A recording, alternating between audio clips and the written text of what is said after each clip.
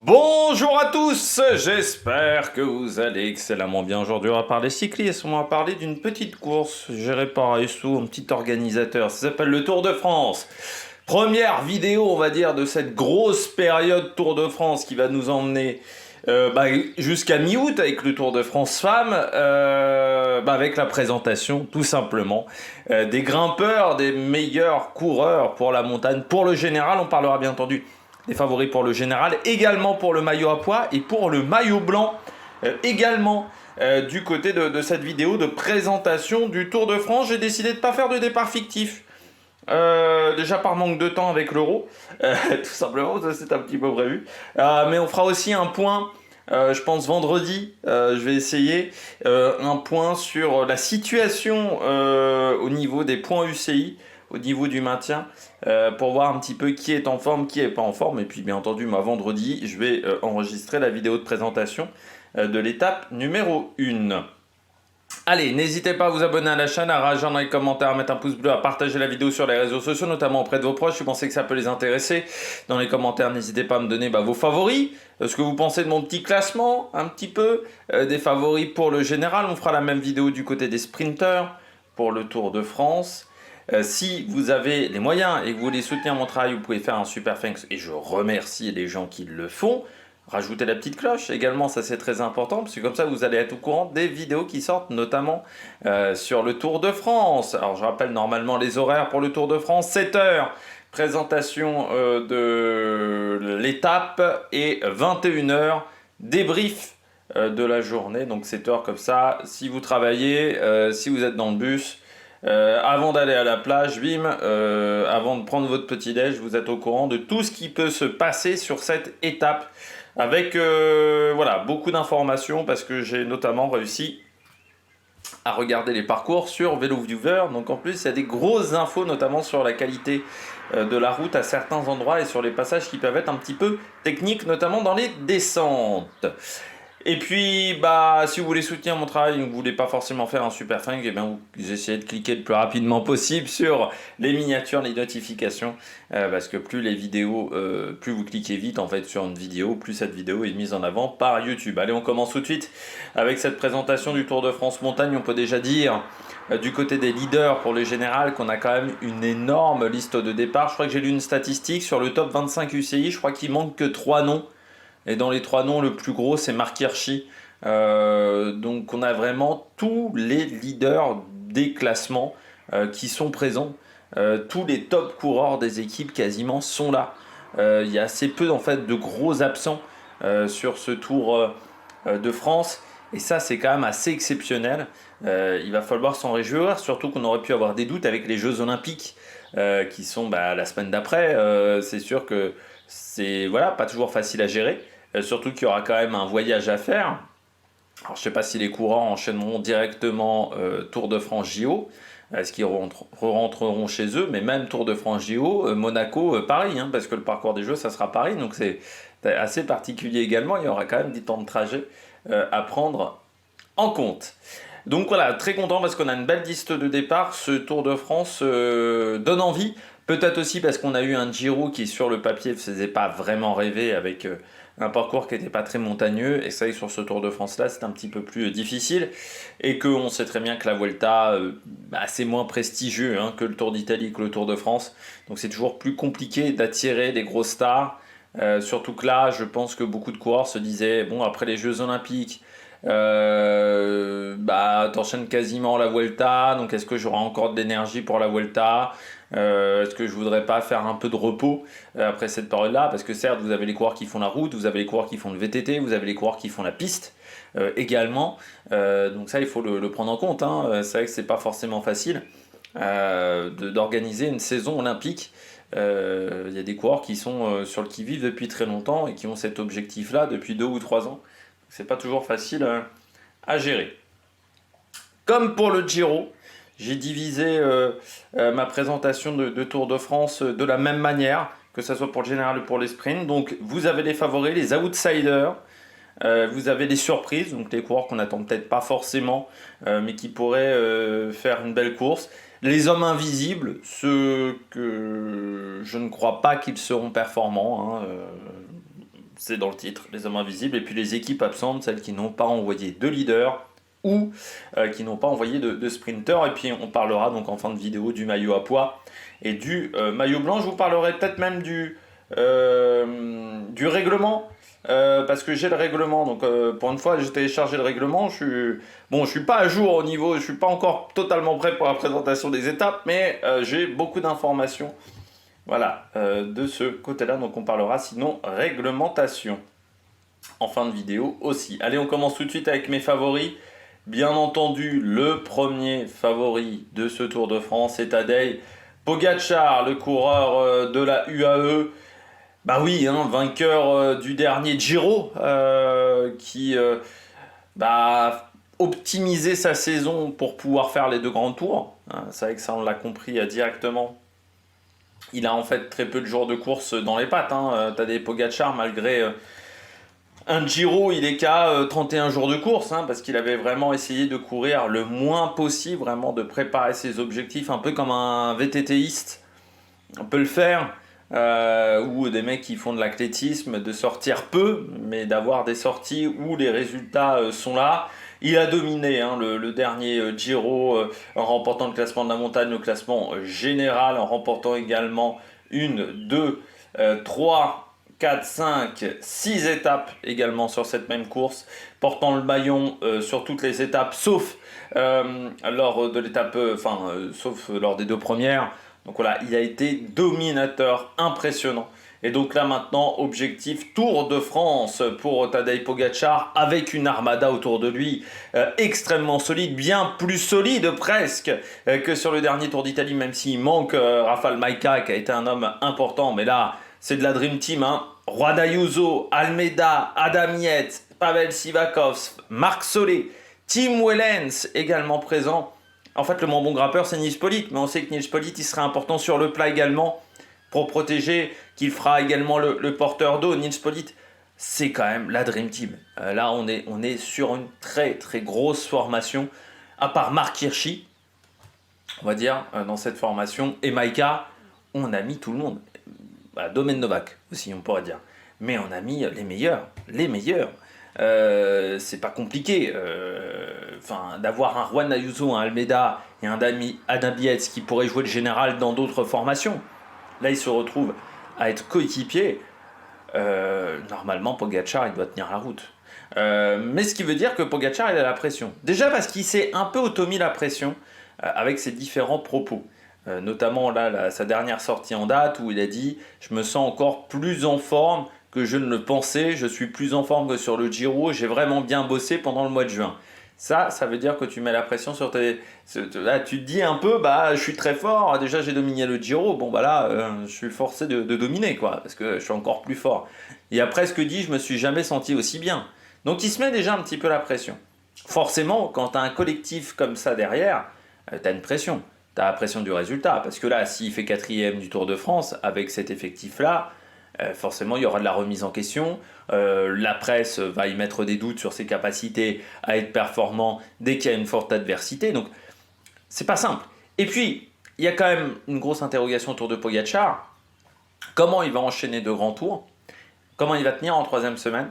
Surtout que la 3e semaine de ce Tour de France est quand même très chargée, très fatigante, très éreintante, cette 3e semaine.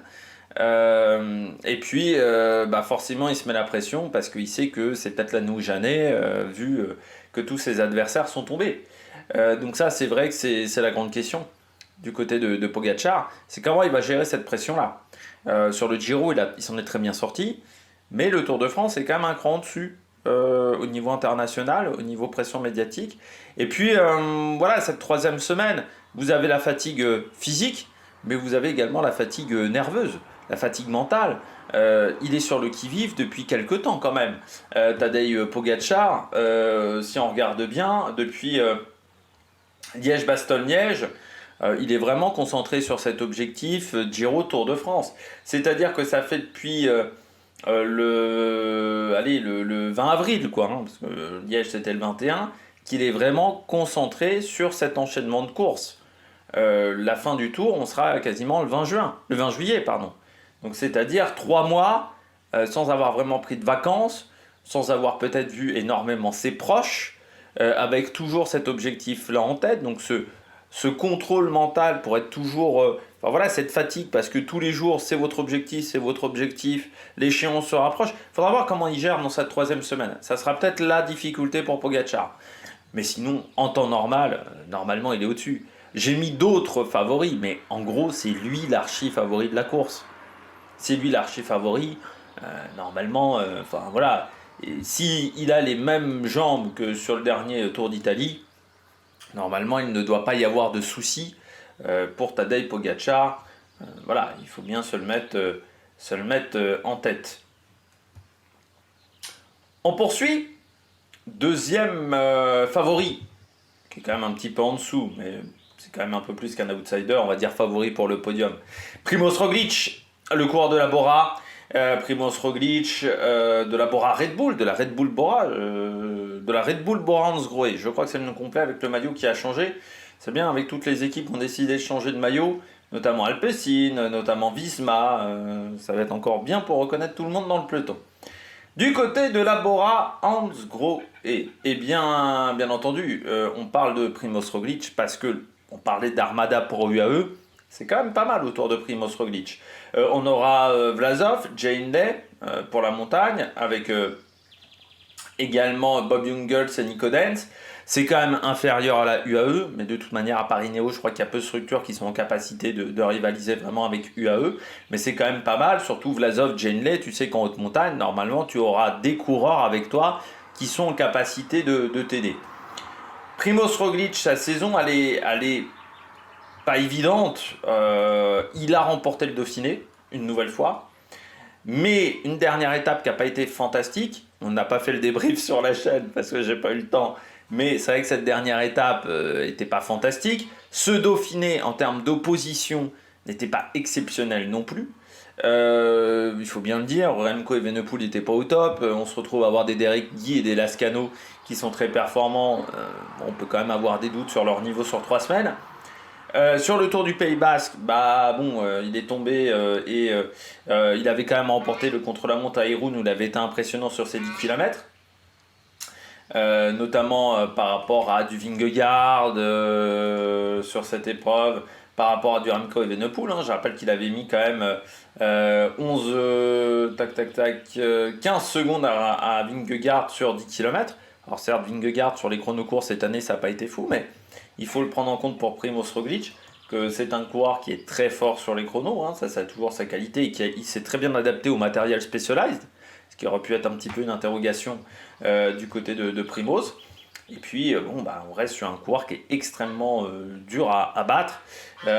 Maintenant, le problème, c'est qu'il ne doit pas tomber, Primoz Roglic. Ça sera la grande interrogation. C'est un coureur qui a tendance à tomber très souvent. C'est aussi un coureur qui commence à avoir un petit peu d'âge, 34 ans.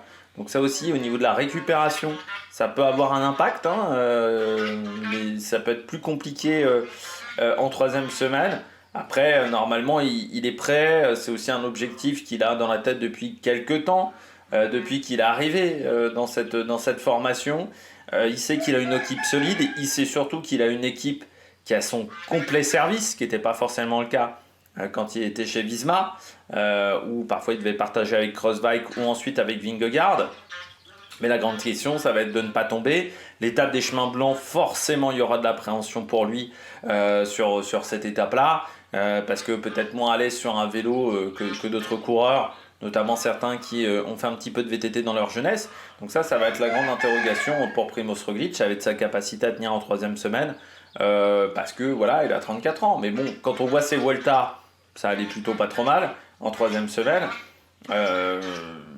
Notamment la Vuelta l'année dernière où il est plutôt frais en 3e semaine, même s'il attaque pas Sepkus, il était plutôt frais. Puis surtout, l'équipe autour de lui est quand même pas mal. Encore une fois, Vlasov, Janeley, en haute montagne, ça va aider. Nico Dens, Jungels, c'est quand même des coureurs qui sont toujours présents. La question, c'est plutôt Van Poppel, peut-être un peu moins intéressant dans ce type, et qui a déjà fait le Giro en plus, Van Poppel, donc on verra l'énergie qu'il aura encore à ce moment-là. Mais on sent que c'est un objectif et on sent qu'il se sent bien aussi chez Red Bull. Peut-être mieux que quand il était chez Visma, enfin Jumbo Visma les dernières années. Troisième favori de cette épreuve, Vingegaard. Alors, je le mets favori parce que je sais ce que vous alliez dire dans les commentaires, vous alliez me le reprocher. J'étais pas vraiment partant pour le mettre favori. Moi, j'étais plutôt partant pour le mettre surprise. Je vais vous dire pourquoi. Il a subi une énorme chute. Il a repris très tardivement. Très tardivement. Ce qui fait que la préparation est loin d'être finale. Bon, après, Pogacar, je suis pas sûr qu'il ait fait la reconnaissance de toutes les étapes du Tour. Roglic, il est tombé aussi, même s'il a eu que des dermabrasions. Il a perdu aussi un petit peu de temps sur sa préparation. Il n'a pas fait notamment le nombre de jours de course qui était prévu en début d'année. Mais du côté de Vingegaard, moi je ne le mettais absolument pas parmi les favoris. Je vous l'ai dit à plusieurs reprises, j'y crois pas des masses à Vingegaard. Le problème, c'est que je savais que dans les commentaires, on allait me le reprocher de ne pas le mettre parmi les favoris.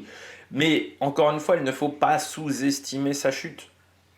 En temps normal, bien entendu, on aurait dit Vingegaard face à Pogacar, c'est le match. Sauf qu'encore une fois, il ne faut pas négliger la chute qu'a subi Vingegaard. Notamment, il a été touché au niveau des poumons. Est-ce que ça s'est parfaitement remis ou partiellement remis? Ça, c'est la grande question du côté de Vingegaard. Est-ce qu'il n'y aura pas des douleurs qui vont se réveiller au fur et à mesure de la course également?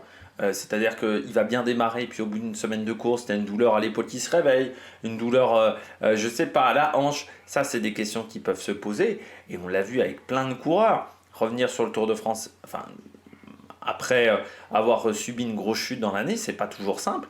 Lui, en plus, il a vraiment pas de course de préparation en amont, c'est-à-dire qu'il revient sur le Tour de France. Est-ce que Visma a bluffé ou non? Moi, je pense qu'ils ont bluffé parce qu'ils voulaient l'envoyer sur le Tour de France parce qu'ils savaient que Sepp Kuss c'était absolument pas une assurance touriste et que Jorgensen est peut-être un peu jeune et un peu tendre. Et puis le problème aussi autour de Vingegaard, c'est que dans son équipe, il y a autant les années précédentes, on savait que UAE avait un gros collectif en montagne, mais on savait que Visma avait des individualités qui étaient très fortes. Là, les individualités, quand tu vois l'équipe, il y en a quand même beaucoup qui sont tombés. Alors, la bonne performance, c'est Kelderman. C'est vrai qu'il a été bon, Kelderman, depuis le début de saison. Jorgensen, qui a fait un bon Dauphiné aussi. Mais le reste, Tige Benoît, pas le meilleur Tige Benoît qu'on a vu, je pense. Christophe Laporte, bon, il est quand même assez transparent cette saison, avec cause des chutes. Van Aert, il est quand même tombé. Alors moi, j'ai pas vu de course avec Van Aert depuis qu'il est revenu, parce qu'il a quand même beaucoup couru en Belgique. C'est pas forcément des courses qu'on a débriefées. Le Tour de Norvège, c'est pas une course que j'ai débriefée non plus. Donc voilà, depuis sa chute, mais il n'a que 5 jours de course. Dans ces 5 jours de course, il n'y a pas de victoire pour Wout van Aert. Et puis lui, il a la préparation Jeux Olympiques. Donc est-ce que ça ne va pas impacter son niveau de forme? Un peu comme Julien Lafilippe quand il avait pour objectif les championnats du monde. Forcément, des fois, ça peut impacter votre niveau de forme quand vous avez deux objectifs comme ça extrêmement proches. Donc on est dans une situation qui ne va pas être évidente pour Vingegaard avec une équipe où vous avez perdu cette course remportée par Bart Lehmann, mais qui fera seulement son premier grand tour. Alors oui, c'est un coureur qui est intéressant, Bart Lehmann, la deuxième du Tour de Norvège, on l'a vu également en début de saison, c'était sur le Tour de Lander où il avait été bon, mais c'est quand même un coureur qui est inexpérimenté à ce niveau-là de compétition, ça sera son premier grand tour. Donc, est-ce qu'il arrivera à tenir 3 semaines de course? Ça, c'est une grande question. Et c'est vrai que dans ton effectif, il y a quand même des coureurs, on ne sait pas trop où ils en sont. Christophe Laporte, on ne sait pas trop où il en est. Donc, non, il y a des grandes interrogations déjà autour de l'équipe. Il y a des grandes interrogations, bien entendu, autour de Vingegaard. Est-ce qu'il aura toujours les mêmes qualités physiques? Est-ce qu'il n'y a pas des séquelles qui vont rester ad vitam aeternam du côté de Jonas Vingegaard? La difficulté également d'enchaîner un 3e Tour de France, une 3e victoire. Certes, il a réussi à faire le doublé, mais c'est pas toujours simple. Ça fait depuis 4 ans qu'il est performant sur le Tour de France. Enfin, ça fait depuis 3 ans, pas 4 ans. Ça fait depuis 3 ans qu'il est performant sur le Tour de France. Sa 2e place plus ses 2 victoires. Donc, est-ce qu'il y arrivera une 4e année d'affilée? Voilà, il y a beaucoup d'interrogations sur Vingegaard. Je le mets favori parce que sinon on me l'aurait reproché, mais vous voyez bien que pour moi, s'il performe, ça sera déjà vraiment très très bien parce que de là où il part, s'il arrive à faire podium, ça serait quand même exceptionnel.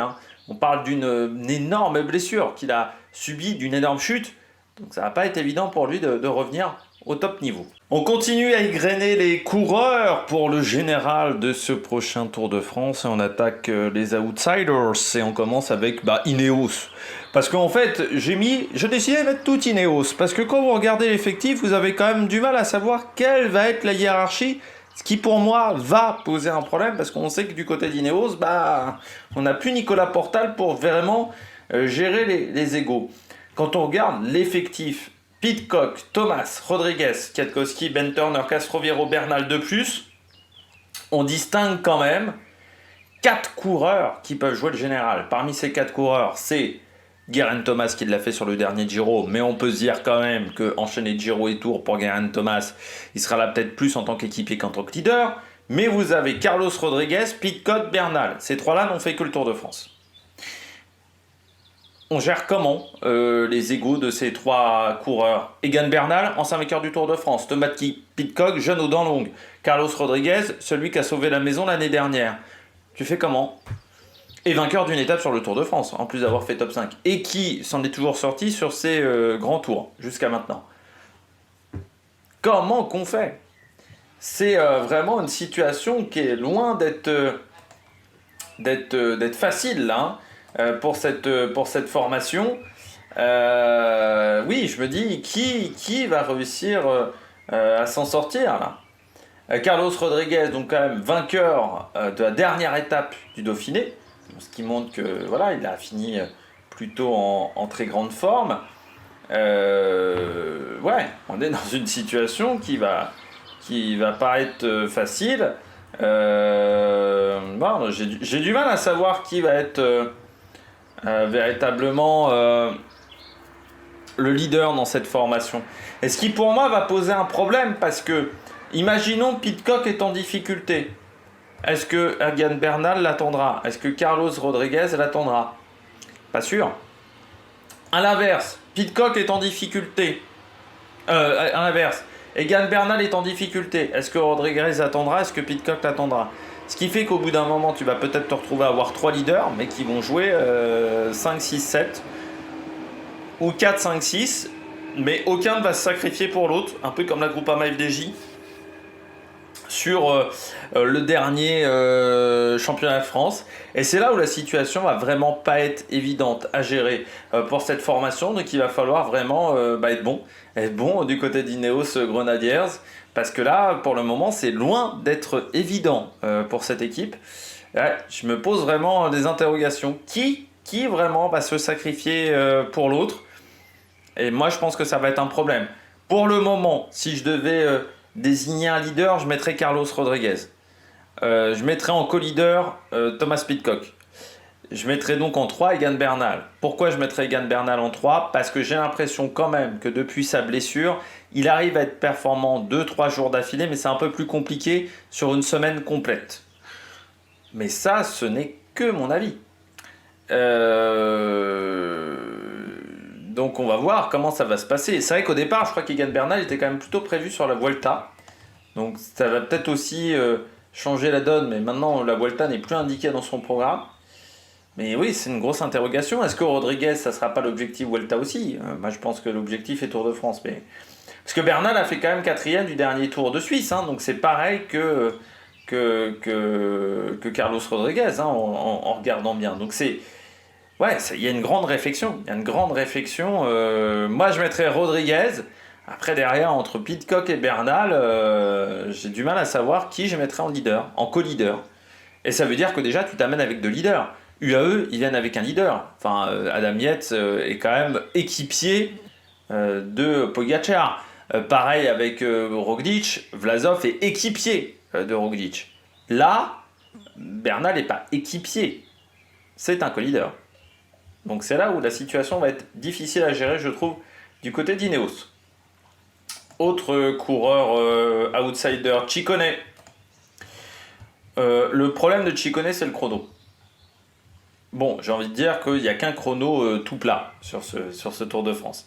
Et peut-être que les écarts ont déjà été faits avant le dernier chrono à Monaco. Donc ça, c'est déjà un petit peu avantageux pour Ciccone. Il va falloir qu'il résiste pendant 25 km. Du côté de Giulio Ciccone, c'est un coureur qui reste très dangereux en montagne. C'est peut-être le seul qui a tenu la roue de Roglic pendant tout le Dauphiné. Donc ça montre quand même une belle condition physique. Et c'est un coureur qui lui aussi arrive très frais. Parce qu'avec sa blessure au niveau de l'entrejambe, eh bien, il n'a commencé qu'au Tour de Romandie. C'est-à-dire qu'il n'a repris qu'en avril. Il n'a que 16 jours de course dans les pattes. Ça veut dire beaucoup, beaucoup de fraîcheur pour Giulio Ciccone, ce qui va vraiment être intéressant sur la deuxième et la troisième semaine par rapport à certains adversaires, parce qu'il aura un peu moins de jours de course que ces coureurs-là. Alors lui aussi, la question, c'est qu'il fait à la fois le Tour de France et la Vuelta, alors que je suis embêté par les mouches. Malgré la fenêtre ouverte, partez dehors, voguez vers d'autres horizons. Les mouches, mais du côté de Giulio Ciccone, la question va vraiment être de savoir, est-ce que l'objectif c'est le Tour de France ou la Vuelta? Pour moi, c'est quand même le Tour de France. De la Vuelta, ça sera peut-être plus dans l'idée d'aller chercher le classement de la montagne. Mais le grand problème de Ciccone, on sait que c'est le contre-la-montre. Ça va être le gros problème. Il va pas falloir avoir de jours sans pour Ciccone, mais on sait que c'est un coureur qui est capable d'assurer top 5, top 7, top 8 sur un grand tour. Il l'a déjà presque démontré sur un Tour d'Italie. Après, est-ce qu'il va préférer faire ça ou le maillot à pois? Bon, j'ai l'impression quand même qu'il a un objectif classement général, avec en plus un Tour de France qui part d'Italie. C'est vrai qu'il a raté le Giro qui partait de chez lui. Alors, il arrive avec un Tour de France qui part d'Italie. C'est vrai que ça va quand même être quelque chose qu'il va vouloir réaliser et une course qu'il va vouloir faire correctement. Non, je pense qu'il y a un objectif classement général. Après, oui, il n'a pas l'équipe la plus solide, mais il y aura quand même par exemple un Carlos Verona qui peut être intéressant dans cette formation. On sait aussi qu'un Pedersen, c'est un coureur qui peut t'aider dans des étapes difficiles, mais c'est vrai qu'il sera seul, Ciccone. Mais j'ai l'impression quand même qu'il veut jouer le général cette année, qu'il veut se tester sur le général. Et vu la performance qu'il a eue, moi je trouve sur le dernier critérium du Dauphiné, je trouve que c'était quand même très très intéressant. On poursuit avec Remco Evenepoel. Je ne le mets pas parmi mes favoris, Remco. Déjà, je l'aurais pas mis même s'il avait fait une grande année parmi mes favoris, parce que du côté de Remco, son dernier Tour d'Espagne, nous a tous un petit peu refroidis et qu'on n'est pas sur la même densité que l'année où il a remporté le Tour d'Espagne non plus. Là, il y a une très très grosse densité du côté de Remco Evenepoel. Il y a aussi le facteur altitude. On est quand même sur un Tour de France, on va avoir quelques montées, on va passer au-delà de 1800-1900 mètres d'altitude. Ça, il va falloir le gérer du côté de Remco Evenepoel. C'est pas forcément là où il est le meilleur, même s'il a beaucoup progressé dans le domaine. En termes de contre-la-montre, au final, il y a 25 km et après, peut-être que les écarts seront déjà faits. Donc, il faut vraiment qu'il soit performant sur les étapes de montagne. L'étape des chemins blancs, je ne sais pas trop ce que ça va donner pour Remco. Donc oui, j'ai des interrogations, bien entendu, au sujet du coureur belge. J'ai aussi des questions avec Remco Evenepoel. Son équipe s'est densifiée. On le voit avec Landa, avec Van Wilder, avec Jan Hirt aussi. Ce qui veut dire que autant les années précédentes, il pouvait se dire je me cache parce que, encore une fois, j'ai parfois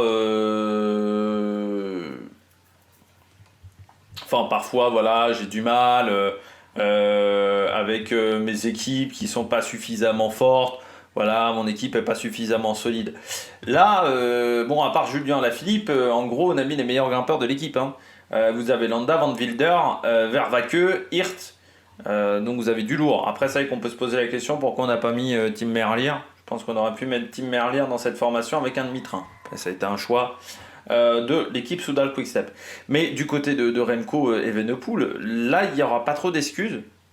Et en même temps, sur toutes les courses par étapes, on voit que face au top meilleur, face aux trois ogres qu'on a cités dans les favoris, il est quand même un ton en dessous.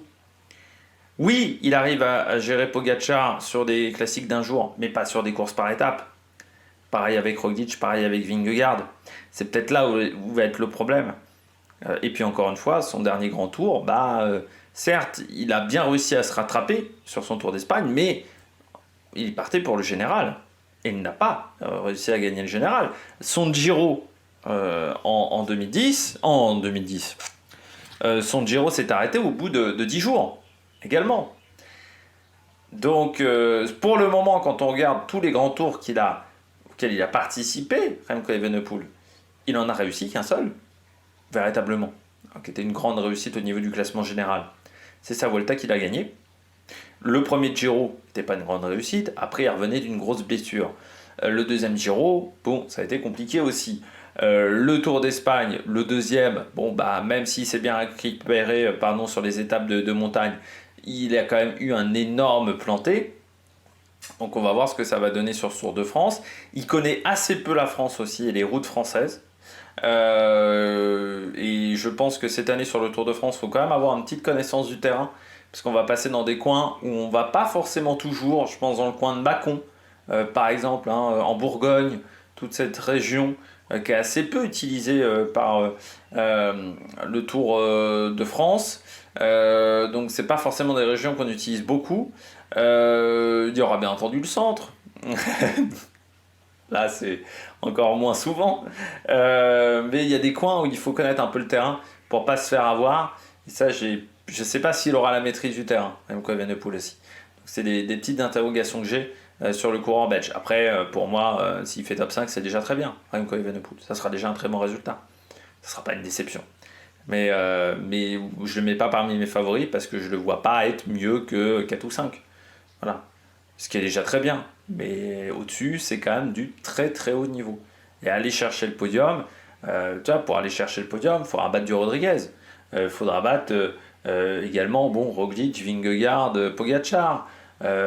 Potentiellement, il faudra battre au moins un de ces coureurs-là. Il faudra peut-être également battre d'autres adversaires qu'on va citer tout à l'heure. Donc ça va pas être si facile que ça. Oui, j'ai la fenêtre ouverte parce qu'il fait quand même un petit peu chaud aujourd'hui, donc forcément vous avez la route qui passe en bas et les motards, enfin là les scooteristes, plutôt les 50 cm3.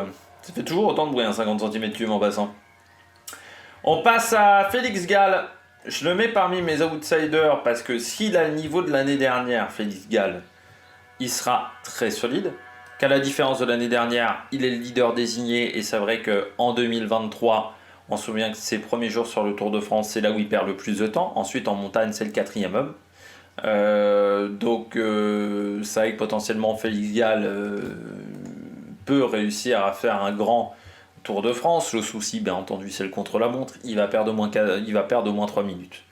Minimum 3 minutes sur les 25 km du contre-la-montre. Parce qu'on sait que c'est quand même un domaine qui n'affectionne pas des masses, même s'il a un peu progressé, ça reste un domaine qui n'affectionne pas foncièrement. Il n'a pas foncièrement peu couru. Il a 28 jours de course, qui est à 3 jours près quasiment le même score que Pogacar, pour quelqu'un qui n'a pas fait de grands tours. Et sa saison a mis du temps à se lancer. Vraiment beaucoup de temps à se lancer. C'est vrai que son début d'année n'était pas fantastique. Et puis il a réussi à rectifier le tir. Alors, il fait partie des coureurs qui ont abandonné sur le Tour du Pays Basque, mais pas forcément à cause de la chute. Il est revenu sur la classique Grand Besançon. Il fait une 5e place, 4e place du Tour du Jura, mais il manque un top résultat. C'est-à-dire qu'il a été présent, Félix Gall, mais il lui manque un top 5 sur une très grosse épreuve du calendrier, ce qui aurait pu donner un peu plus de confiance au coureur autrichien. Il l'a dit en interview, il a eu du mal à gérer la notoriété après son Tour de France. Vingegaard avait eu ce problème-là, on se souvient, il avait fait un petit peu une dépression. C'est vrai que quand vous faites la performance sur un Tour de France, tout d'un coup, vous devenez un peu une star. Et puis du côté de l'Autriche, on est quand même sur une période qui n'est pas forcément évidente au niveau du cyclisme autrichien. Alors c'est pas qu'on manque de talent, on a des talents, on a du Großschartner, du Conrad par exemple, mais on manque peut-être d'une star. Et puis c'est vrai que je pense qu'en Autriche, l'affaire Aderla, ça fait quand même un petit peu mal au cyclisme. Notamment avec Preidler et d'autres coureurs qui avaient été pris, parce que c'était le deuxième sport après le ski de fond à avoir eu du dopage dans cette affaire Aderlas. Et donc c'est vrai que Félix Gall, qui gagne dans une équipe française, où on sait que pour beaucoup de gens, les équipes françaises sont des équipes où il n'y aurait pas de dopage. potentiellement tu peux autant te doper dans une équipe française que dans une équipe étrangère, mais bon, pour beaucoup de gens, même à l'international, les équipes françaises, c'est des équipes où il n'y a pas de dopage. Euh, donc ça, je pense, jouer encore plus sur sa notoriété. Il remporte en plus l'étape reine du Tour de France, donc tu combines au maximum. Maintenant, il faut réussir à confirmer. Il y a toute la difficulté de la confirmation. Mais je pense qu'il a fait des progrès et je pense qu'il fera un bon Tour de France. Et puis on mise sur lui maintenant chez Decathlon AG2R. Hein. Ben O'Connor serait un peu sur le départ. On parle de lui chez Jayco Alula. Et Simon Yates qui irait dans une autre équipe, peut-être néerlandaise. Oui, Félix Gall, moi je suis conscient que pour le moment les résultats n'ont peut-être pas été formidables, mais que c'est un coureur qu'on devrait voir sur le Tour de France. Je ne pense pas qu'il ait perdu son niveau par rapport à l'année dernière, même si l'année a été un petit peu plus compliquée, donc je le vois faire top 10, d'être dans le top 10 Félix Gall, je le vois être dans le top 10 de ce Tour de France. On poursuit du côté des outsiders avec Simon Yates. Oui, parce que je vais pas mettre les coureurs de la UAE, mais c'est vrai qu'Adam Yates, même Arwan Ayuso, c'est des coureurs qui peuvent être performants sur ce Tour de France. On en a déjà parlé quand on parlait de l'Armada UAE. Non, Simon Yates, peut-être son dernier gros objectif avec Jayco Alula, avec cette structure qui le connaît depuis des années. Je sais pas où c'est passé Jayco Alula. Hop là, j'avais raté. Simon Yates. Certes, pas une grosse équipe autour de lui. Il y aura quand même Chris Harper en montagne. Chris Harper qui a fait quand même un gros début de saison avant sa chute sur le Tour des Alpes. C'est peut-être son dernier gros objectif avec cette structure après 10 années passées chez Orica Green Edge. C'est vrai que c'est un coureur qui a commencé en 2014 dans cette équipe, qui n'a connu que cette équipe aussi, ce qui est quand même aussi assez formidable. Donc maintenant, on va voir, quel va être est-ce qu'il sera démotivé, Simon Yates? Est-ce qu'il pensera déjà à l'avenir? Est-ce qu'il sera quand même concentré déjà sur son passage chez Visma? Ou est-ce qu'il aura envie de bien faire pour finir? Ce qu'avait fait un petit peu Landa l'année dernière sur la Vuelta, qui changeait d'équipe, mais qui avait voulu bien finir, bien conclure, ce qui peut être donc l'objectif de Simon Yates. L'année dernière, il fait un très bon Tour de France en n'ayant jamais de coup de mou, ce qui était un petit peu sans défaut. Là, sur ce début d'année, il y a eu le Alula Tour et le Down Under, vainqueur du Alula Tour sur cette dernière étape à Aratu-Véride, 7ème du Down Under. Sinon, il n'y a pas grand-chose à se mettre sous la dent. 11ème du Tour de Romandie. Il n'a pas couru depuis le Tour de Romandie. Donc ça, c'est aussi assez rare d'avoir une pause comme ça de quasiment 2 mois sans courir avant de faire un grand tour. Il a voulu se préparer. En altitude, régler les petits bobos également à Simon Yates.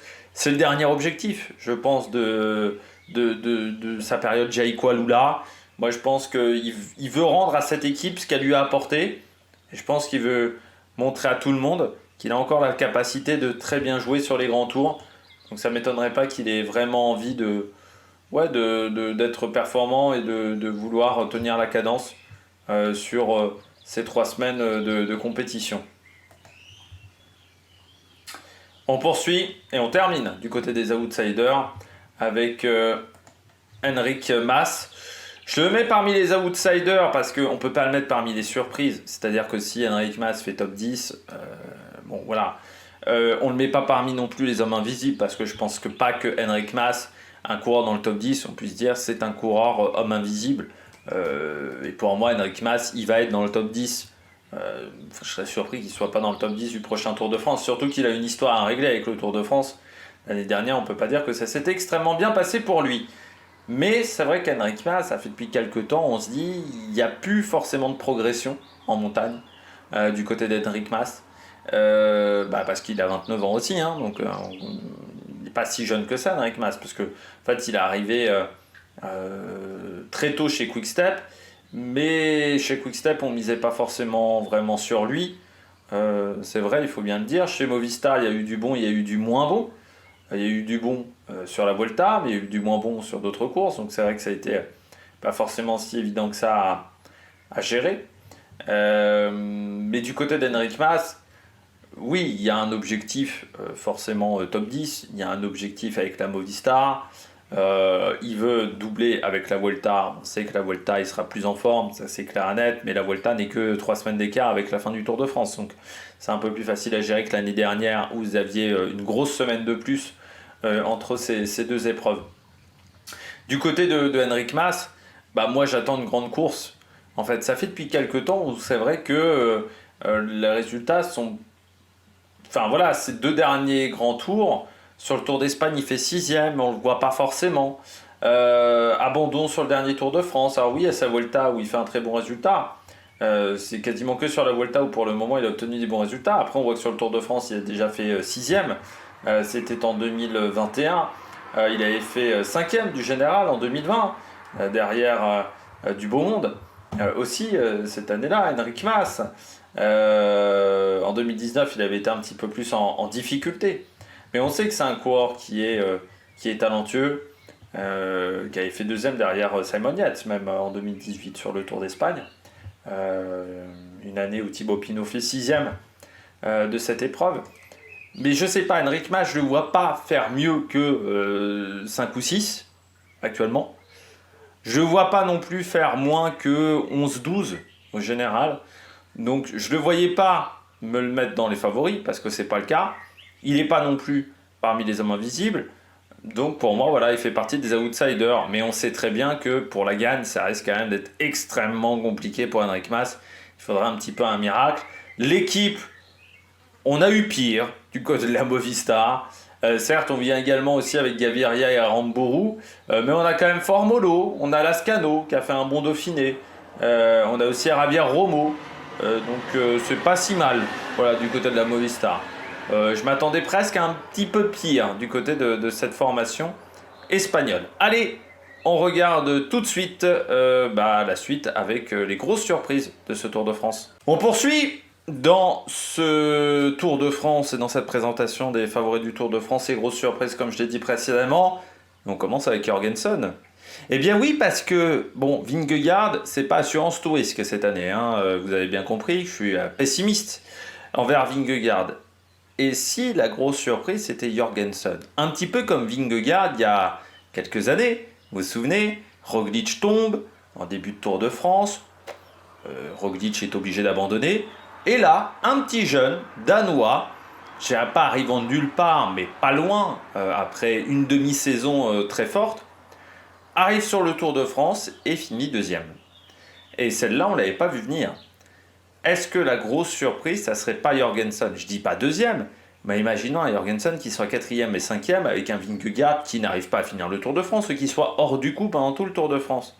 Ça pourrait être ça la deuxième carte. Parce que Sepp Kuss, pas là, Covid. Kelderman, bon, j'ai jamais été fan de Kelderman, donc ça m'arrangerait que ce soit pas Kelderman. Et puis après, bah, c'est pas Laporte, Van Aert, Tratnik qui vont faire ce job-là. Bart Lehman, j'y crois quand même moyen sur 3 semaines. Et Jorgensen. Alors oui, pour l'instant, il n'a pas vraiment de référence sur 3 semaines de course, Matteo Jorgensen. Mais il fait une telle saison avec la Visma Lease Bike. Il finit quand même deuxième du Dauphiné à pas grand chose de Roglic, il faut bien le dire en fin de course. Il finit bien son Dauphiné. Il fait vainqueur de Paris-Nice. Là aussi, il finit bien sur Paris-Nice en fin de course. Vainqueur à travers la Flandre. Bon, ça c'est pour les classiques. Mais je me dis que sur les courses par étapes, les 2 courses par étapes auxquelles il a participé, il a fait 1 et 2. Eh oui. C'est aussi que 22 jours de course dans les pattes. Donc pas mal de fraîcheur physique. On sait qu'il aura comme objectif les Jeux Olympiques, mais avec l'équipe des États-Unis, il faudra voir déjà comment se répartit les tâches avec McNulty, notamment. On sait qu'il n'est pas mauvais sur le chrono, qu'il n'est pas mauvais en montagne. Après, la question, c'est est-ce qu'il va tenir 3 semaines? Parce que sur les grands tours, il a fait 3 grands tours dans sa carrière. Il a fait 98e du Giro en 2021, 20e du Tour de France en 2022. Donc à l'époque, il était chez Movistar. quatrième du classement des jeunes cette année-là. Et le Tour de France 2023, il a abandonné assez vite, pas vraiment dans le coup, sur le Tour de France 2023. Donc, maintenant, la grande question pour Jorgensen, c'est déjà, il ne faut pas qu'il tombe. Mais c'est vrai que cette année, chez Visma Lease Bike, il n'est pas tombé, contrairement à certains de ses équipiers. Après, il faut aussi que Vingegaard soit pas au top de sa forme. Hein. Moi, je pars de ce principe-là, mais peut-être que Vingegaard fera un Tour de France incroyable. Donc, ouais, bah, je me dirais, tiens, Matteo Jorgensen, ça peut être la belle surprise. Allez, pourquoi pas, de ce Tour de France. Autre surprise, Derek Guy. Bah, il a fait quand même un super Dauphiné, Derek Guy. Alors, faut toujours se méfier. C'est pour ça que je ne l'ai pas mis parmi mes outsiders. C'est que bon Dauphiné ne veut pas dire bon Tour de France. Demandez à Janez Brajkovic par exemple ou Jakob Fuglsang aussi. Donc c'est vrai que ça peut être un petit peu compliqué dans ce domaine-là. Mais bon, Derek Guy, surtout qu'en plus, cette année, il n'y a pas de Michael Woods, il n'y a que Stephen Williams. En haute montagne, Stephen Williams, bon, il ne va pas concurrencer Derek Guy. Bah là aussi, on est sur un coureur qui a 26 ans, qui a déjà fait un excellent Tour d'Italie l'année dernière, qui a été son premier grand tour où il avait été performant sur 3 semaines. Là, sur le début d'année, bon, bah, il fait quand même 3e du Dauphiné, 14e d'Hirschborn-Francfort. C'est vrai que sur les autres courses, sur sa première partie de saison, ça n'a pas été exceptionnel. Mais c'est un coureur qui arrive en forme à point nommé derrière Guy. Là aussi, pas mauvais sur le chrono. On sait qu'il a du punch, on sait qu'il a, voilà, il a cette capacité-là de puissance dans des sprints en petit comité. Voir un Derek Guy 10e du Tour de France, ça pourrait être ça, la belle surprise de cette épreuve. Donc c'est pour ça que je le mets à ce niveau-là. Parce que je me dis, bah tiens, Derek Guy, on s'y attendait pas du tout en début d'année. Si en début d'année, quelqu'un avait dit, ah bah Derek Guy va faire 10e du Tour de France, t'aurais dit, dis donc, Michel, tu fumes quelque chose de bien chargé, hein. Faut arrêter la Monster. Mais là, du côté de Derek Guy, bah ouais, là c'est plus calme maintenant, parce que oui, bah techniquement, il a fait un bon Dauphiné. Donc, qui dit bon Dauphiné dit parfois bon Tour de France. Alors, encore une fois, Marc Padoun, Brajkovic, Fuglsang, derrière, ça n'a pas vraiment matché. Mais là, on ne sait jamais. Peut-être que cette prophétie va s'arrêter avec Derek Guy, notamment. On poursuit. Oscar Onley. Alors, Oscar Onley, surprise. Bon, voilà, mais je ne pouvais pas trop le mettre parmi les outsiders non plus. Il va être bien entouré, Oscar Onley, avec Romain Bardet, avec Warren Barguil. Bon, certes, après, l'équipe est escalée, mais bon, en montagne, c'est quasiment le mieux qu'on pouvait faire. Avec aussi Van Den Broek qui fait un très gros début de saison, hein, Frank Van Den Broek, très intéressant depuis le début d'année. Oscar Onley, très jeune coureur. Pour le moment, sa seule expérience, c'est 2 jours de course sur la Vuelta, donc, expérience Grand Tour 0. Mais on sait que c'est un coureur qui est hyper talentueux. On sait que c'est un coureur qui a d'énormes qualités, Oscar Onley. Son problème, c'est les clavicules. Mais bon, sur le Tour de Suisse, il a été bon. Depuis le début de saison, quand il finit les courses, il est souvent là. Il est souvent présent aux avant-postes. Bon, bah voilà. C'est quand même un mec qui a remporté Willunga Hill en tout début de saison, pour ceux qui s'en souviennent. 5e de l'étape de Eibar sur le Tour du Pays Basque. 8e du dernier Tour de Suisse. Et tout ça pourtant entrecoupé de 2 fractures de la clavicule. Ça veut dire que l'avantage, c'est qu'il a 25 jours de course dans les pattes. L'avantage, c'est qu'il n'a pas pu s'entraîner comme il le souhaitait non plus. Donc il va arriver avec beaucoup de fraîcheur physique, de la fraîcheur mentale aussi. Du fait de pouvoir être là, ce qui n'était peut-être pas forcément prévu quand il s'est fait la 2e clavicule. Il s'est dit, est-ce que je vais être sur le Tour de France? C'est peut-être pas si sûr. Et puis en plus, bon, avoir Romain Bardet, Warren Barguil dans une équipe, c'est quand même un avantage. Et je ne vois pas Romain Bardet jouer le général pour son dernier Tour de France. Voilà, je serais assez surpris. Et Warren Barguil, bah, ça pourrait être aussi une autre surprise de le voir jouer le général. Certes, il l'a déjà fait, Warren Barguil, il a déjà fait des top 10 sur le Tour de France. Ces dernières années, il vise quand même plutôt les victoires d'étape, Warren Barguil. Alors est-ce que, c'est sûr que si Oscar Onley par exemple tombe dès le début de course, est-ce qu'on ne changera pas les cartes et on essaiera de jouer quelque chose avec Warren Barguil, en sachant que vraiment, je pense que du côté de Romain Bardet, c'est acté, il ne jouera pas le général. Encore une fois, c'est son dernier Tour de France, je pense qu'il a envie d'en claquer une. peut-être de claquer l'étape du Durand, de faire ce que n'a pas réussi à faire Thibaut Pinot. Je ne sais pas si vous avez vu également, pour ceux qui habitent dans le coin, qui voudraient soutenir ce grand gentleman qui est Romain Bardet. On fera peut-être une vidéo tiens, sur Romain Bardet aussi, hein, sur sa carrière, sa vie, son œuvre. Mais vous pouvez, ils vont essayer de faire un virage Romain Bardet au Lioran, comme il y a eu l'année dernière pour Thibaut Pinot. Donc voilà, il y aura du monde au Lioran. Donc ça sera l'étape 11, le Lioran. Enfin, le lendemain de l'étape de Saint-Amand-Montrond, ça sera l'étape du Lioran. Voilà, si Romain Bardet est toujours là en course, on espère, parce que ça serait quand même triste pour son dernier Tour de France que ça s'arrête avant la moitié de la course, eh bien il y aura quelque chose du côté du Lioran. Parce que j'avais un peu peur qu'il n'y ait pas ça pour Romain Bardet, parce que c'est vrai que Thibaut Pinot, j'ai toujours dit, c'était un personnage, il y avait un truc en plus avec Thibaut Pinot. Romain Bardet est quelqu'un de plus discret. Je me disais, est-ce qu'il y aurait ce côté-là, du côté de Romain Bardet? Eh bien si, voilà, son fan club a décidé d'organiser quelque chose. Donc voilà, j'espère qu'il y aura la fête du côté du Lioran et qu'on aura encore des bonnes émotions, même si ça arrive un peu avant.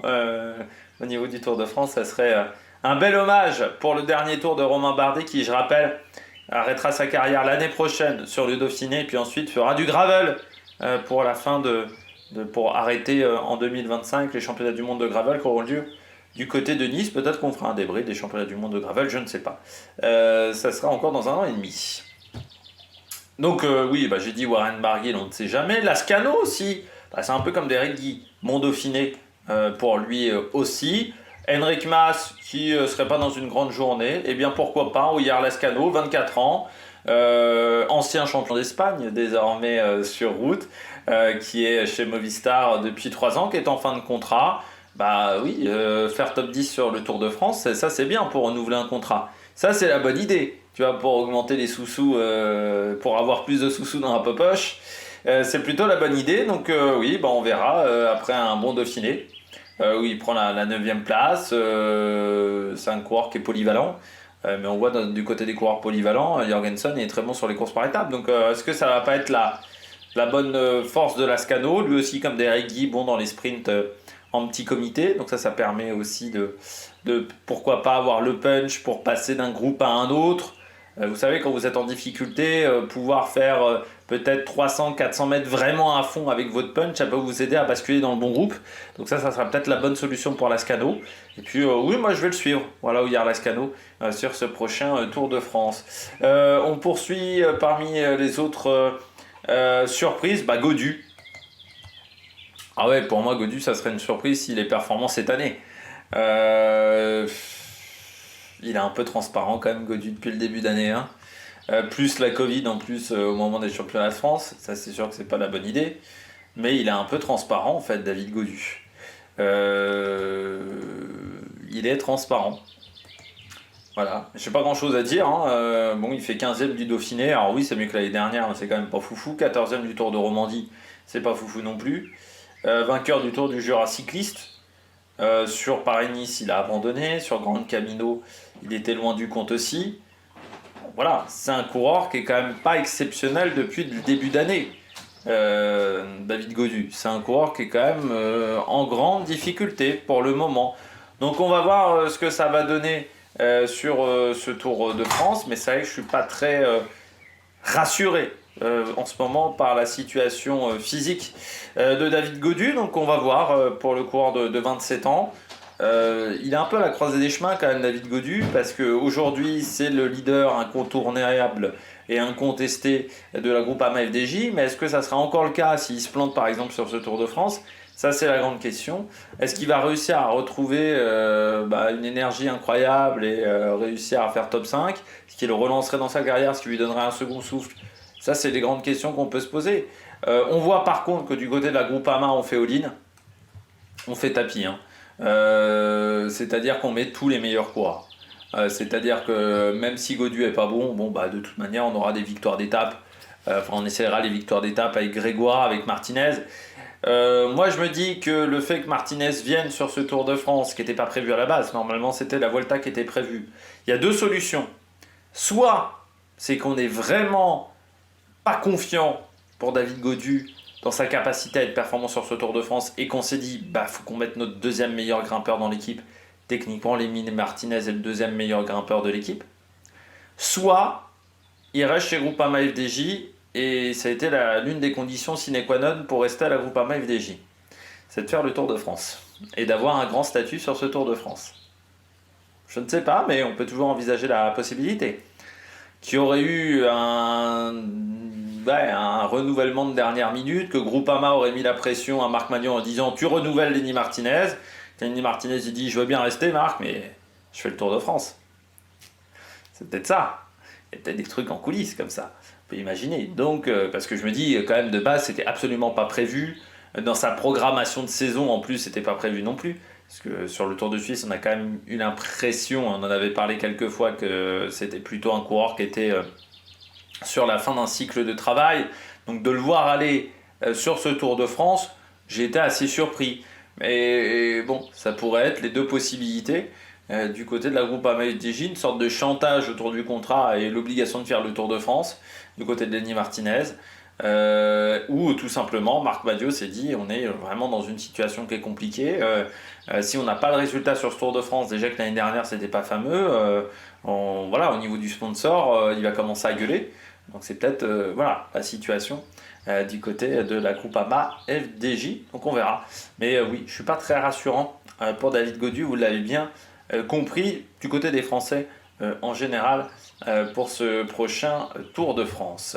On continue du côté des potentielles surprises de ce prochain Tour de France. Eh bien, je continue avec Buitrago. Et oui, Buitrago, ça pourrait être vraiment une belle surprise pour ce prochain Tour de France. Santiago Buitrago, qui est un coureur jeune, encore. Buitrago, du côté de la Bahreïn, il a...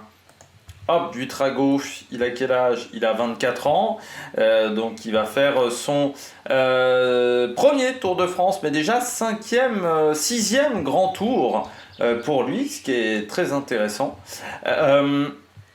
Buitrago, c'est un coureur qui, sur le début d'année, a été intéressant, notamment sur Paris-Nice. On l'avait vu, notamment à un moment, mener le général.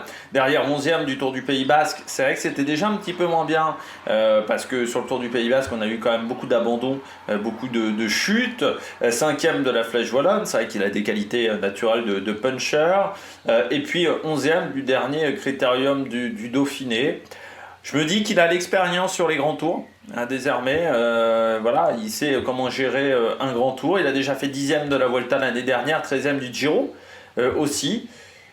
Moi je pense qu'il est en capacité, oui, de faire top 10 sur ce Tour de France. L'équipe est certes pas la plus costaud du monde, du côté de la Bahreïn, très clairement. Mais bon, quand vous faites top 10, on va pas mettre non plus en tête de l'effectif pour vous. Vous avez quand même encore Jack Haig, par exemple, Wout Poels et Pello Bilbao dans cette équipe. Pello Bilbao, j'ai oublié de citer parmi les coureurs outsiders. Grosse erreur de ma part. Pello Bilbao, je le mets parmi les outsiders, mais j'ai oublié de le mettre. J'avais zappé sur la liste de départ. Il faut savoir que la liste de départ, alors certes, elle est définitive, mais qu'il n'y a pas encore les numéros. Par exemple, je ne sais pas encore les moins de 23 qui sont affichés. Comme elle n'est pas encore définitive, il y a encore des infos qui me manquent. Donc j'avais raté Pello Bilbao, je m'en excuse. Parmi les outsiders, donc oui, qui a fait quand même un début de saison plus qu'intéressant, toujours là, toujours présent.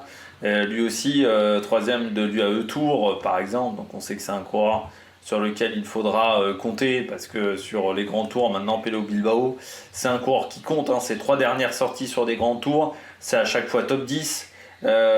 Si on compte même depuis 2020, en fait, il n'est jamais sorti du top 15 sur un grand tour. Donc on sait que c'est un coureur, il fera partie des outsiders, il devrait être là. Mais Buitrago, au cas où un Pello Bilbao soit pas exceptionnel, et de toute manière, même si Bilbao fait 6 ou 7, Buitrago, il faudra toujours s'en méfier.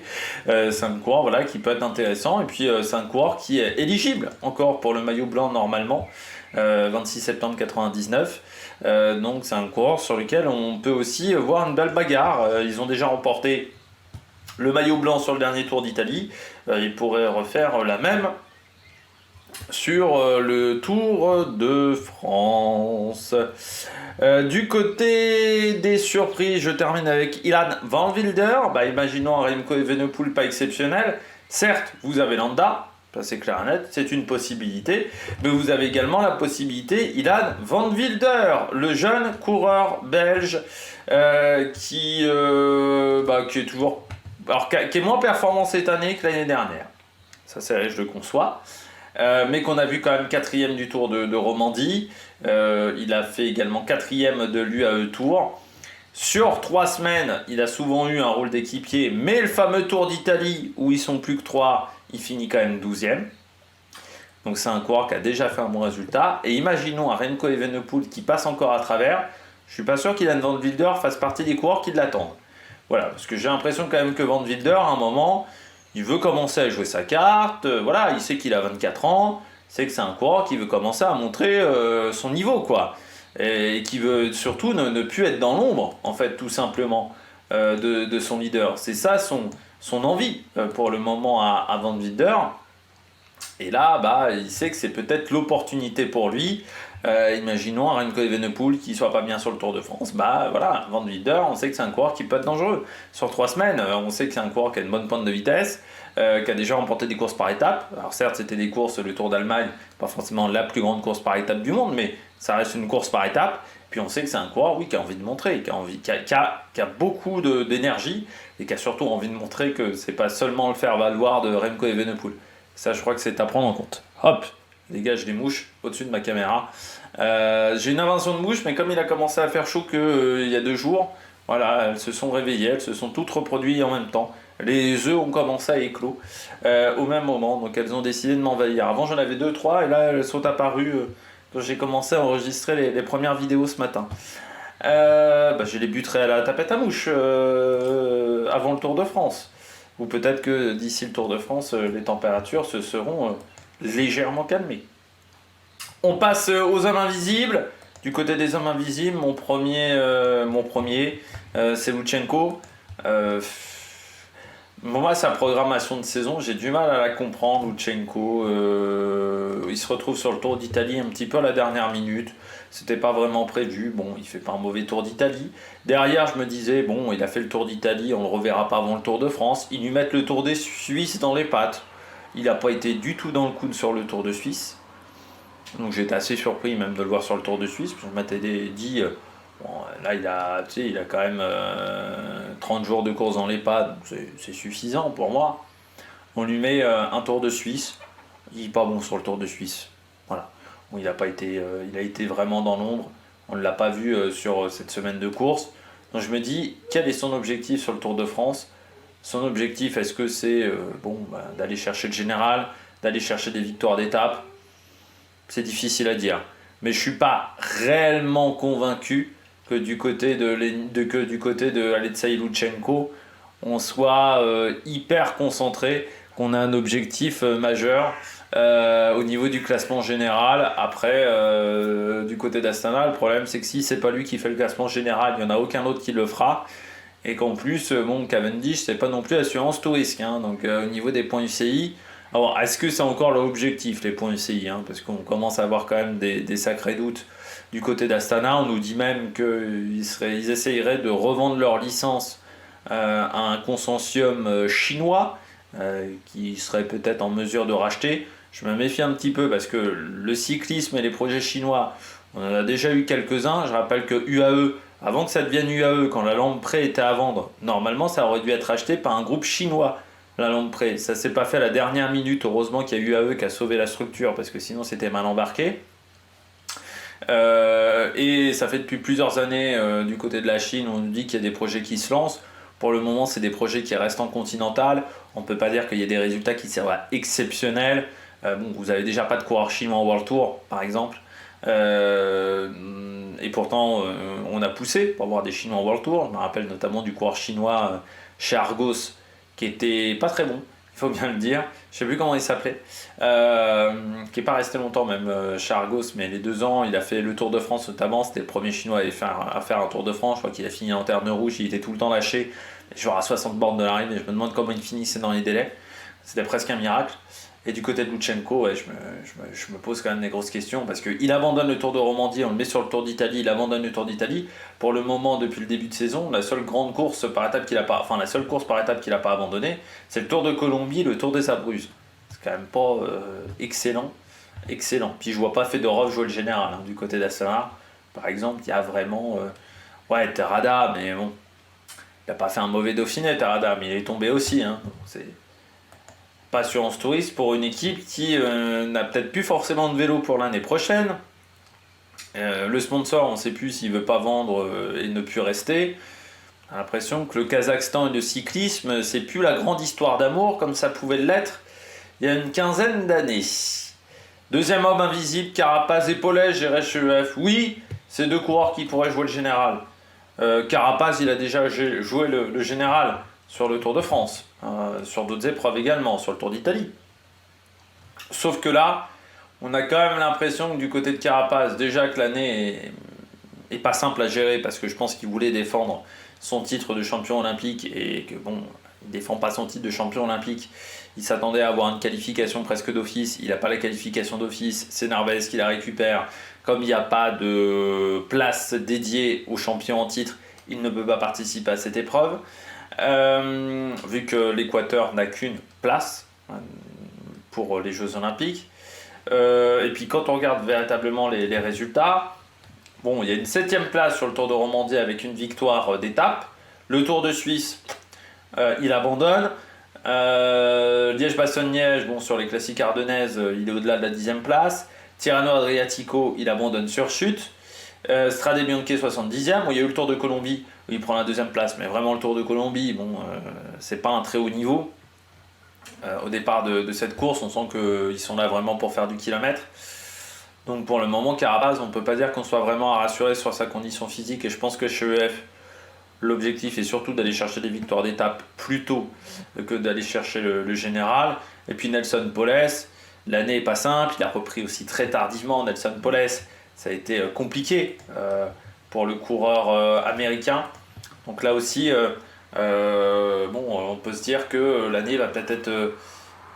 l'année est plus compliquée que la saison 2023 pour Nelson Poles. En termes de résultats, ça reste quand même très faiblard. Abandon sur le Dauphiné, Tirreno et Grand Camino. Et puis bon, à part aux États-Unis sur les championnats nationaux, il prend la 3ème place du contre-la-montre, la 3ème place de la course sur route. En dehors de ça, pour le moment, il n'y a pas eu grand-chose à se mettre sous la dent. Autre coureur invisible, Guillaume Martin. Pour le général, je ne m'attends pas à grand chose de Guillaume Martin, voire de Yannis Aguirre et d'Errada. Déjà parce que Errada, pour le classement général, on sait que c'est compliqué. Geschke, il a quand même déjà fait un Giro remarquable, donc je pense que ça sera compliqué. Yannis Aguirre sur les courses de 3 semaines, ça ne l'a jamais fait. Donc ouais, Guillaume Martin. Non, mais c'est... l'année en plus, pour Guillaume, l'année n'a vraiment pas été bonne. En termes de résultats, c'est vrai qu'à part sa 3ème place à Barcelone sur le Tour de Catalogne au sprint, sur les courses internationales World Tour, le reste, il n'y a pas grand chose à se mettre sous la dent, il faut bien le dire. 8ème au Marécotte, mais au final 17ème du Tour de Romandie. Sur le Dauphiné, il finit 19ème, mais jamais vraiment dans le coup pour le classement, et heureusement qu'il part en échappée sur les dernières étapes. Je pense que moi, il vise plutôt les étapes ou un maillot à poids sur ce Tour de France. Et puis, il y aura peut-être un objectif Vuelta au mois d'août, qui sera peut-être plus son objectif pour aller chercher un classement général. Je ne vois pas aller chercher un classement général sur ce Tour de France. Déjà parce que je suis plus sûr que ça soit réellement son objectif. Voilà, très clairement.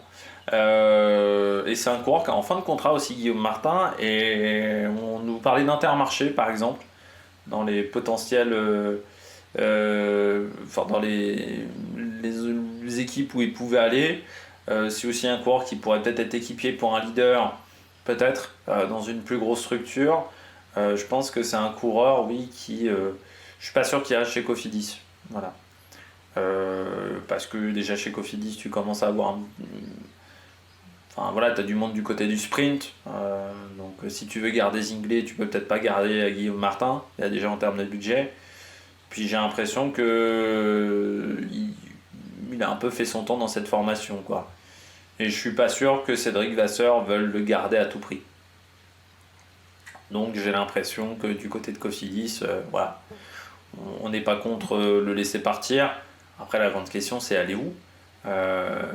l'équipe de Pierre-Luc Péréchon, elle n'est pas encore montée, par exemple. Faire une année chez Total Energy, bon, voilà, on ne sait pas trop où on en est également chez Total Energy.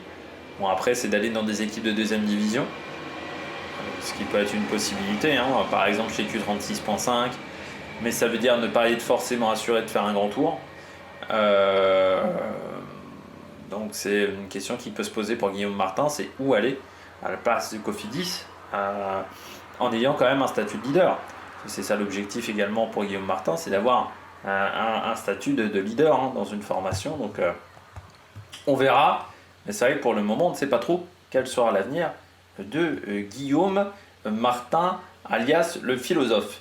Romain Bardet, comme je vous l'ai dit précédemment, Romain Bardet, je ne pense pas que pour son dernier Tour de France il jouera le général. Déjà parce que les dernières années il faisait un peu le général presque à contre-cœur. Je pense que c'est un coureur qui ne supporte plus forcément la pression d'être leader du général, qui a envie en plus pour un dernier Tour de France d'aller chercher une étape. Ça c'est clair et net, parce qu'au final il en a 3, il aimerait bien en avoir une 4e. Il aimerait peut-être aussi avoir un autre maillot à poids, Romain Bardet. Et je pense qu'il a envie de partir, il a envie de finir son Tour de France déjà, parce qu'il n'a pas réussi ces derniers temps. Et forcément pour finir un Tour de France, je pense qu'il n'arrive plus à gérer la pression d'être à l'avant du peloton, avec des pelotons qui sont plus musclés maintenant. Ça joue beaucoup plus des coudes. Je pense qu'il n'a plus envie de frotter à l'avant du peloton. Et que j'ai l'impression qu'il a plutôt envie de voguer vers d'autres cieux, de prendre du plaisir, surtout sur le vélo, et je crois qu'il prend du plaisir en partant à l'attaque. Quand il était jeune, Romain Bardet, dans ses premières années chez les professionnels, chez AG2R, c'était quand même un coureur, moi ça me surprenait toujours, parce que je disais c'est quand même un coureur qui fait des études, mais on a l'impression qu'il pose le cerveau, bim, et il fait un peu ce qu'il veut. C'est un coureur il a fallu beaucoup de temps avant de le canaliser, Romain Bardet, pour qu'il soit leader du général. Je pense qu'aujourd'hui il a envie de retrouver la folie qu'il avait dans ses premières années chez les professionnels, et d'aller chercher des victoires d'étape. Voilà, je crois que c'est vraiment son objectif. Et le général, j'ai envie de dire de toute manière, faire 10e place d'un Tour de France, c'est pas ça qu'on retiendra de sa carrière. Voilà. C'est son podium sur le Tour de France, et ses victoires d'étape, c'est pas forcément une 10e place au général. C'est Giro, bon voilà. C'est pas s'il fait 10e du Tour de France, c'est bien pour les points pour la DSM, mais c'est pas ça qu'on retiendra de sa carrière, de sa grande carrière de coureur cycliste. Maintis du côté d'Intermarché, 9e, 10e, il a le potentiel pour le faire. Mais bon, ces derniers temps, il est quand même assez transparent, hein. Il est quand même bien transparent. Alors il fait 14e du Dauphiné. Très clairement, j'en ai pas un grand souvenir sur ce Dauphiné. Vainqueur d'une étape sur le Tour du Pays Basque, après une échappée. La fameuse étape numéro 4, où il y a la chute. Mais pourquoi il part dans l'échappée? Parce que les premiers jours de course sont très compliqués pour lui. Tour de Romandie, 29e. Voilà, il est rarement dans le top 30, hein, sur ses dernières courses par étape. Aussi, je ne sais pas si c'est un problème de motivation du côté de Maintis. Si c'est un problème de préparation, j'ai l'impression que c'est un coureur qui se prépare un peu dans son coin, ce que nous disait un petit peu Intermarché. Je me souviens dans quelques interviews des patrons d'Intermarché, ils disaient il fait son travail dans son coin, et puis grosso modo nous on le récupère en course, mais on gère pas trop ce qu'il fait à l'entraînement. Donc est-ce que c'est ça le problème? Est-ce qu'il y a un manque de motivation? Est-ce qu'il a besoin de changer d'air? Est-ce qu'il est un petit peu lassé du monde professionnel? C'est aussi un coureur qui a commencé en 2013 en 2e division, donc ça fait plus de 10 ans qu'il est aussi sur la route. Est-ce qu'il en a un peu marre, tout simplement, Maintis, parce que là, même en haute montagne, il n'a pas été très transcendant, le coureur sud-africain. Donc pour le moment, je ne suis pas vraiment convaincu par ce qu'il a réalisé depuis le début d'année. Louise Maintis, donc j'ai peur que ça soit un petit peu aussi l'homme invisible. Et puis Stef Kras. Alors il est revenu après une grosse chute quand même, hein. Lui il a été immobilisé pendant quelques temps aussi, hein, Stef Kras, dans la fameuse chute du Tour du Pays Basque. Il devrait rejoindre la Lotto l'année prochaine, Stef Kras, c'est ce qu'on nous indiquait. Il devrait revenir à la Lotto parce qu'il a commencé à la Lotto U23, il est même passé dans l'équipe Lotto Soudal précédemment avant la Total, donc il devrait peut-être revenir dans la Lotto. Le Tour de Slovénie n'a pas été évident pour lui. Il prend la 9e place, mais c'est vrai que ça a été complexe. Parce que encore une fois, hein, il manque un peu de temps de course, il manque un peu de temps d'entraînement aussi, tout simplement Stef Kras, donc ça a été pas forcément évident pour lui sur ce Tour de Slovénie, sur ces 5 jours de course. Il finit avec il finit quand même à 1 minute 30 devant Tobias Allan Johannesson, mais qui n'est pas au top de sa forme, c'est ce que nous disait Uno X. Donc oui, j'ai peur que ça soit un peu compliqué pour lui sur cette épreuve. On verra ce que ça va donner, mais je suis pas convaincu, voilà, par Stef Kras. Je pense que ça sera dur. Donc voilà, je le mets aussi en homme invisible. Je mets Kevin Vauquelin comme dernier homme invisible. Oui, c'est un bon coureur, hein, Vauquelin, mais bon, j'ai des doutes, un peu comme Skelmoseux, quoi. J'ai des doutes sur leur capacité à être bon sur 3 semaines. Son dernier grand tour avait pas été bon. Là, en plus, l'équipe est quand même vraiment tournée autour d'Arnaud Démare et autour des victoires d'étape. Alors, je pense que Kevin Vauquelin est en capacité d'aller chercher une victoire d'étape, mais pour moi, pour le général, non. Je ne le vois pas aller chercher le classement général. Encore une fois, je pense que l'équipe est pas assez solide autour de lui. Il a envie de découvrir le Tour de France, mais je ne sais pas s'il n'a pas aussi envie de faire les Jeux, s'il n'est pas prévu dans la liste des Jeux Olympiques, par exemple, Vauquelin. Donc est-ce qu'il n'a pas déjà une forme qui l'atteindra un petit peu plus tard dans la course, ce qui fait qu'il perdra un petit peu de temps en début d'épreuve. Je ne l'ai pas trouvé transcendant sur les championnats de France non plus. Vauquelin, sur le Tour de Suisse, c'était pas fou non plus, très clairement. Donc ouais, non, je ne suis pas convaincu de voir du grand Kevin Vauquelin sur le prochain Tour de France. Parmi les équipes absentes de ce Tour de France, du côté du classement de la montagne, eh bien on commence avec Alpecin, hein, ça n'a jamais été dans les objectifs de cette formation d'avoir déjà beaucoup de grimpeurs dans son effectif. Sur le Tour de France, je crois qu'ils n'ont jamais vraiment emmené de grimpeurs. Ouais, l'objectif est de miser sur les sprints autour de Jasper Philipsen. Le meilleur grimpeur quasiment de l'équipe, c'est Mathieu Van Der Poel. Ça sera, je pense, pas suffisant en haute montagne. Donc non, on visera les sprints pour Jasper Philipsen. Deuxième équipe absente, c'est l'Auto. Alors, je dis pas que l'Auto a pas des coureurs qui ont du talent en montagne, mais j'en vois pas un qui est en capacité de jouer le général et qui le jouera. Tout simplement parce que je pense qu'on misera beaucoup plus sur Arnaud Delis, qui sera l'objectif numéro 1, d'aller chercher une étape avec Arnaud Delis. Après, je dis pas pour un classement de la montagne pour un Van Gils, mais pour le général, je n'y crois pas. Et puis, dernière équipe, c'est la Uno X. Là aussi, on nous a bien fait comprendre qu'on jouerait pas le général, qu'on jouerait les victoires d'étape, que ce soit pour Tobias Allan Johannesson ou encore et que Tobias Allan Johannesson quasiment en montagne allez, Odd Christian King peut-être, mais il y a quand même une équipe qui mise beaucoup sur le sprint. Quand vous voyez Vareskjold, Christophe, Abramson, Rasmus Stiller, Coulset, Kort Nielsen, bon, vous voyez que Tobias Allan Johannesson sera un peu seul. Nous a dit quand même très clairement qu'il était à court de forme, qu'il était un peu juste. Donc voilà, je ne pense pas qu'on joue le général également du côté de cette formation. Allez, on passe aux deux autres classements liés un petit peu à la montagne. Le premier classement, c'est le maillot à poids. Alors, quel coureur pourrait jouer ce classement du maillot à poids? Pourquoi pas Romain Bardet? Ça, c'est vrai que c'est la première possibilité, hein, le coureur français de la DSM, dernier Tour de France. On sait que c'est un coureur qui passe bien la montagne. Bon, même si c'est toujours le gros problème du barème actuel, hein, je rappelle le barème actuel. Pour les côtes de 4e catégorie, c'est 1 point. Pour les côtes de 3e catégorie, c'est 2 et 1 point. Pour les deuxièmes catégories, c'est 5, 3, 2, 1. Pour les premières catégories, c'est 10, 8, 6, 4, 4, 2, 1. Pardon. En hors catégorie, là on passe à 20, 15, 12, 10, 6, 4, 2 points.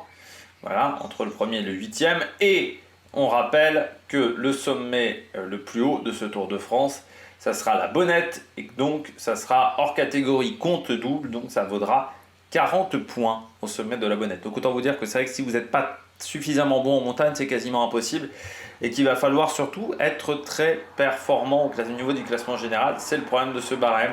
Donc je me dis, allez, pourquoi pas un Romain Bardet, un Carapace également, qui est dans cette capacité-là, un Derek Guy, qu'on a déjà vu jouer énormément les échappées, Félix Gall, qui serait un peu moins bien au niveau du classement général, mais qui pourrait donc jouer sa carte sur les étapes, Buitrago, Bernal également, qui pourrait être dans cette situation-là, Van Gils du côté de la Lotto, il n'y a pas forcément un leader pour le général, mais Van Gils grimpe bien. Landa, mais vous savez très bien qu'avec Pogacar, Vingegaard et Roglic, ça risque d'être compliqué d'aller battre ces trois-là qui sont plutôt les favoris pour le classement de la montagne. Du côté du maillot blanc, parmi les favoris, on a Evenepoel, Pidcock, Only, Ayuso également. Et puis, moi je rajoute également Rodriguez, bien entendu, avec Pidcock, ça sera aussi la bagarre en interne. Jorgensen, parce que si Vingegaard n'est pas bon, Van Wilder, Buitrago, pourquoi pas. Et puis Martinez, Vauclin, par exemple, du côté des Français, mais j'y crois pas des masses pour ces deux coureurs-là. Eh bien, je crois que nous avons fait le tour de tous les leaders du général. N'hésitez pas à vous abonner à la chaîne, à réagir dans les commentaires, à mettre un pouce bleu. Et puis nous, on se retrouve pour de nouvelles aventures sur Amérique Production. Ciao, ciao!